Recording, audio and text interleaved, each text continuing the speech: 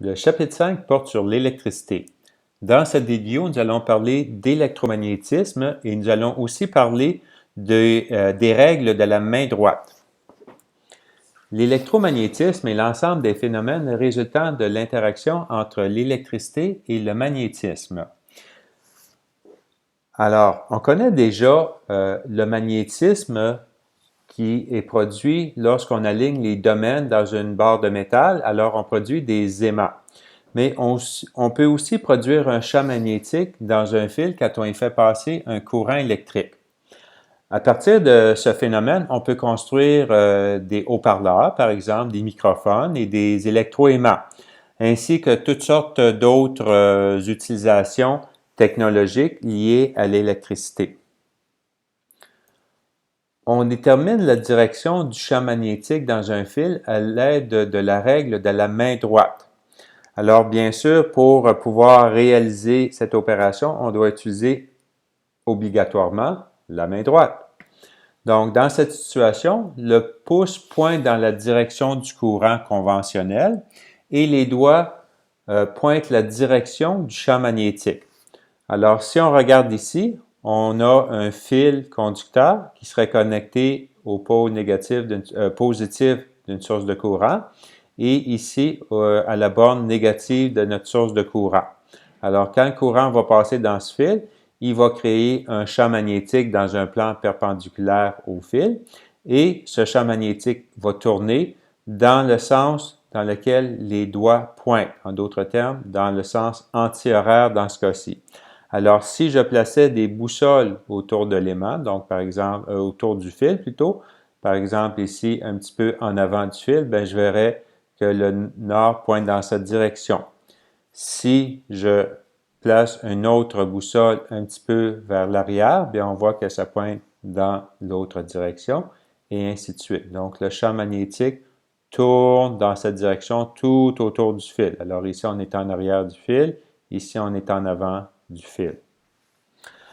Essayez de vous illustrer cette situation ou cette règle en prenant un exemple avec un crayon. Alors, prenez un crayon, placez-le horizontalement devant vous en le tenant avec votre main gauche. Imaginez que ce crayon, c'est un fil conducteur qui est branché à une source de courant avec la borne positive à droite, la borne négative à gauche.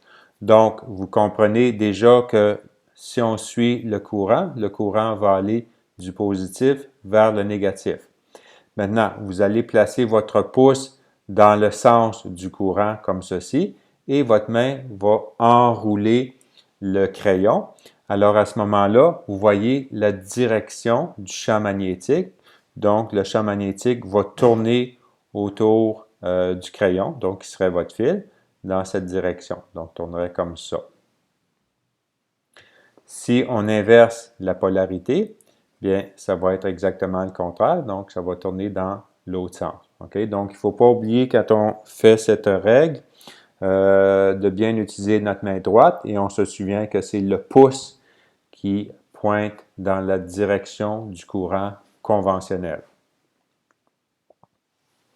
Si je place un fil au travers d'une petite tablette sur laquelle j'ai placé des boussoles et que je branche ce fil conducteur à une batterie, donc ici j'ai la borne négative, ici la borne positive, donc on comprend que le courant va circuler dans cette direction.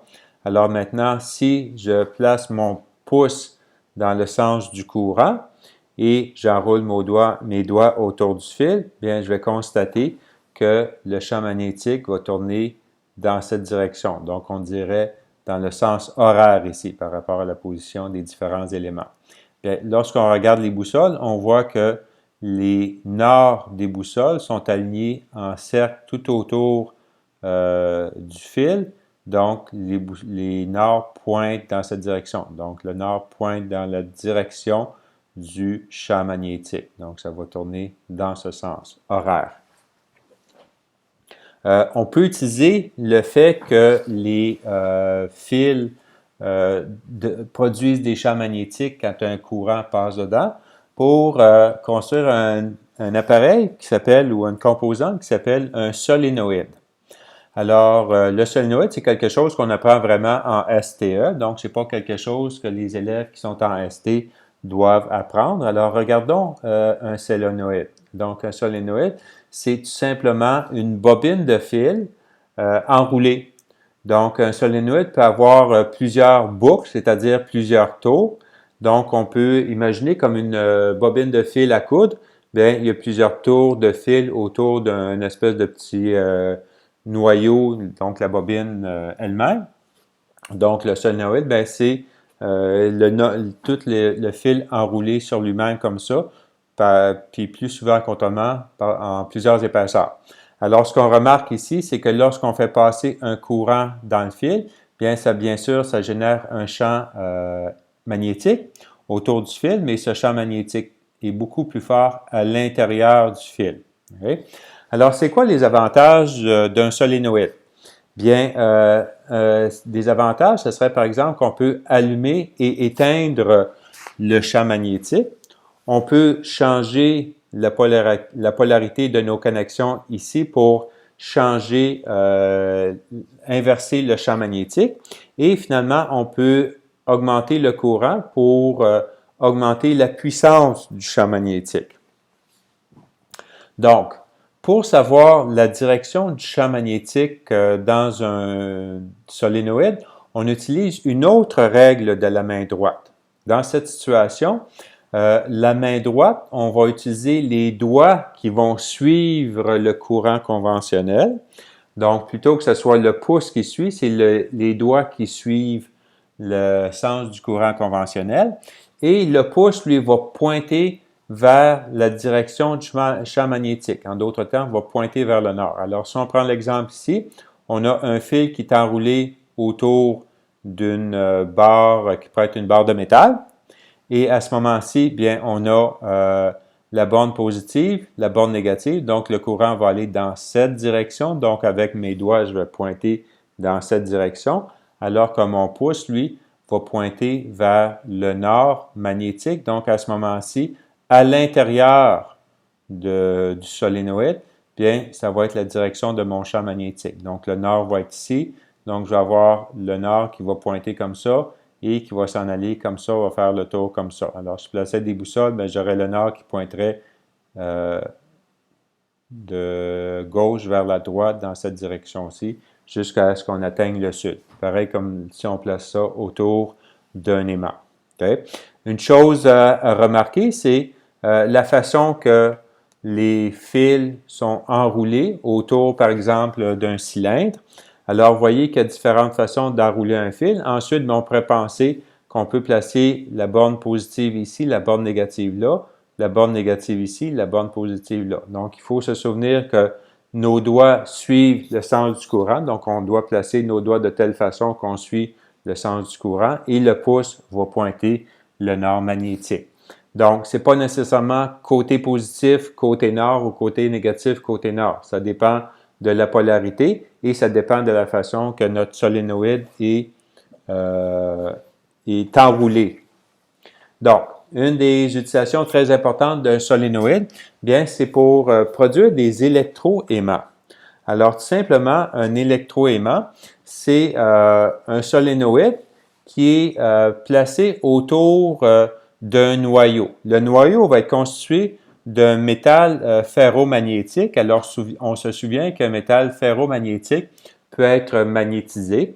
Alors, ce qu'on va faire, c'est qu'on va utiliser un métal ferromagnétique qui a une faible rémanence magnétique. Alors, on se souvient que la rémanence, c'est la capacité d'être magnétisé plus ou moins facilement. Donc, si la rémanence magnétique est faible, c'est facile à magnétiser. Donc, ce qu'on fait, c'est qu'on fait passer un courant dans le solénoïde. Ça va générer un champ magnétique. Le champ magnétique va transformer le noyau, donc la barre de métal à l'intérieur du solénoïde en aimant. Et donc, on va pouvoir attirer des objets.